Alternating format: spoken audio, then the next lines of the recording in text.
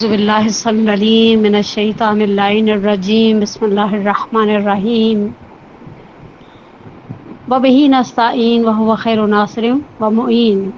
الہی انطقنی بالہدی والہمنی التقوی۔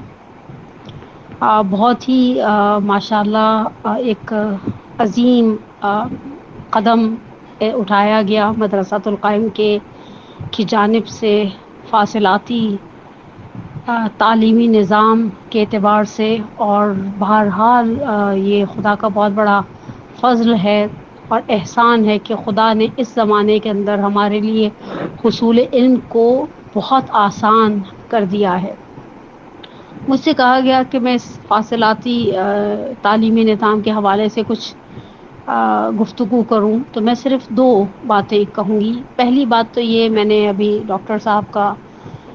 کلپ سنا، ان کی ریکارڈنگ سنی، اور ان کی ایک بات بہت اچھی لگی مجھے کہ پہلے لوگ علم حاصل کرنے کے لیے میلوں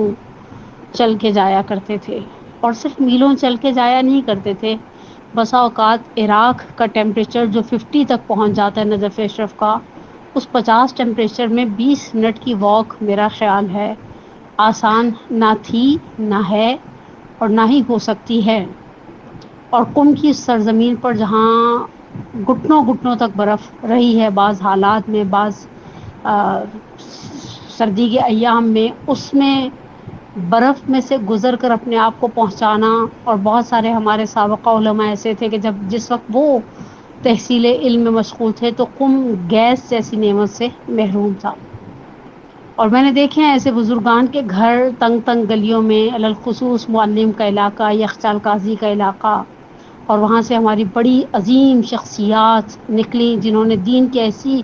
گراں بہا خدمات انجام دیں۔ محسن ملت مرحوم صفدر حسین نجفی صاحب اعلی اللہ مقامہ، جب میں بات کر رہی ہوں تو ان کا گھر، ان کا سارا ایریا میری مد نظر ہے، اور اسی طرح سے بہت سارے اور بزرگان جنہوں نے بے تحاشا دین کی خدمتوں کو انجام دیا۔ تو آسان نہیں تھا سختیوں کو سہ کر علم حاصل کرنا، ماں باپ کے مرنے کی خبر سن کر اور جنازوں تک نہ پہنچ کر علم حاصل کرنا، جد و جہد اور لگن کے ساتھ ایسی خدمت کرنا، اس عشق جسے کہیں دین کے ساتھ علوم اسلامی کو حاصل کرنا یقینی سی بات ہے۔ کیا کہوں میں، فضل اللہ المجاہدین علی القاعدین اجرا عظیما، خدا نے فضل رکھا ہے، خدا نے فضیلت دی ہے ان کو جو جہاد کرتے ہیں، جو زحمت اٹھاتے ہیں، جو ایفرٹس کرتے ہیں گھر بیٹھنے والوں کی نسبت، وہ مقدم ہے، ان کا درجہ بہت زیادہ ہے۔ اور اس وقت الحمدللہ بجائے اس کے کہ کنواں پیاسے تک جائے، اب کنویں ہیں جو پیاسوں تک پہنچائے جا رہے ہیں، تو بہت آسان ہو گیا۔ اور اب ہمارے پاس عذر نہیں ہے۔ حجت البالغہ کے ذیل میں جہاں گفتگو ہوتی ہے فللہ حجت البالغہ، اور اللہ کے لیے حجت ہے، ایک بلیغ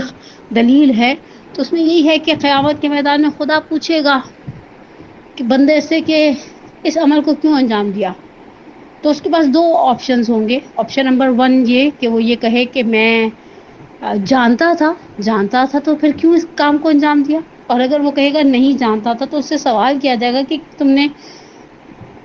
جاننے کی زحمت کیوں نہیں اٹھائی۔ تو الحمدللہ حصول علم کو بہت آسان بنا دیا اور دروازوں تک پہنچا دیا، پہلی بات یہ۔ دوسری بات، میں اپنی ساری بہنوں سے، اپنی بیٹیوں سے، اور ان کے ساتھ اپنی ماں سے ایک بہت ہی احترام سے ایک بات کہنا چاہوں گی، ایک پیغام پہنچانا چاہوں گی۔ آغا امام مقانی کا یہ جملہ مجھے بہت پیارا لگتا ہے جب وہ کہتے ہیں کہ بے پسر یاد دادی، بے فرض یاد دادی، بے دختر یاد دادی، بے ملت یاد دادی۔ وہ کہا کرتے تھے اور کہا کرتے ہیں، ان کے بیٹے بھی ابھی یہ جملہ بعض اوقات اپنے انداز سے دہراتے ہیں کہ آپ نے بیٹے کو سکھایا نا، آپ نے فرد واحد کو سکھایا، آپ نے بیٹی کو سکھایا، پوری نسل کو سکھایا،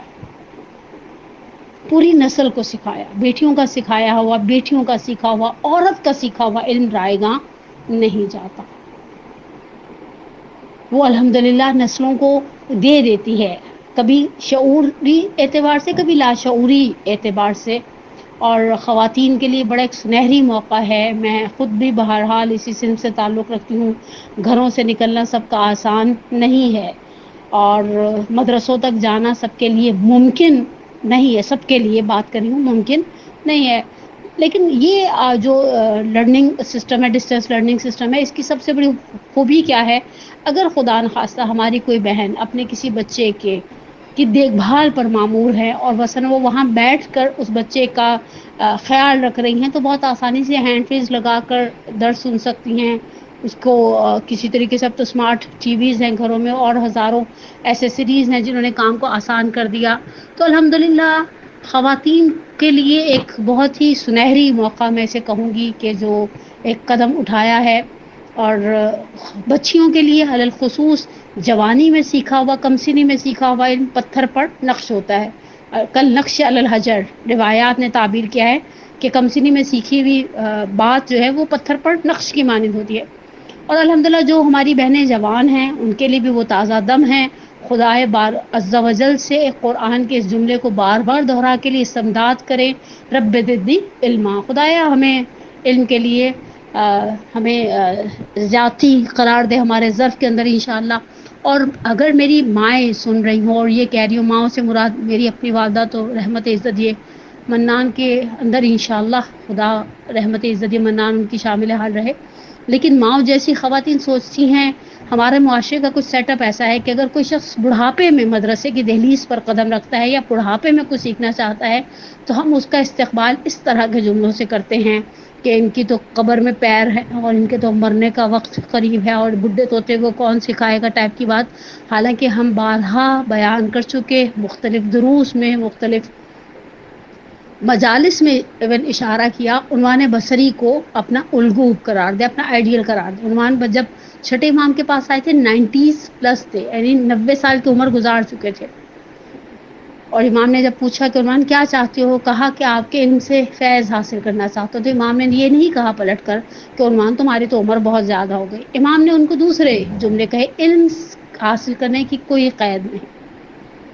علم حاصل کرنے کی کوئی عمر نہیں ہے، کسی عمر کی قید نہیں ہے۔ پروردگار انشاءاللہ ہم سب کو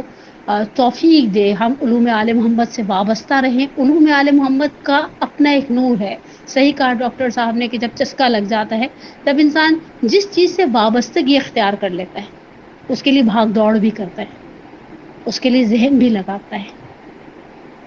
اس کے لیے ساری زحمتیں اٹھاتا ہے۔ ہمارے استاد بزرگوار آقا محسن قراتی کہا کرتے تھے انسان خدا کی وہ عجیب مخلوق ہے، جب کچھ کرنے کی ٹھان لیتا ہے تو کر کے رہتا ہے۔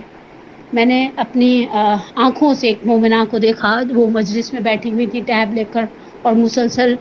پوائنٹس کو نوٹ ڈاؤن کر رہی تھی۔ مجلس کے آخر میں انہوں نے کہا کہ یہ کچھ چیزیں رہ گئی ہیں، انہیں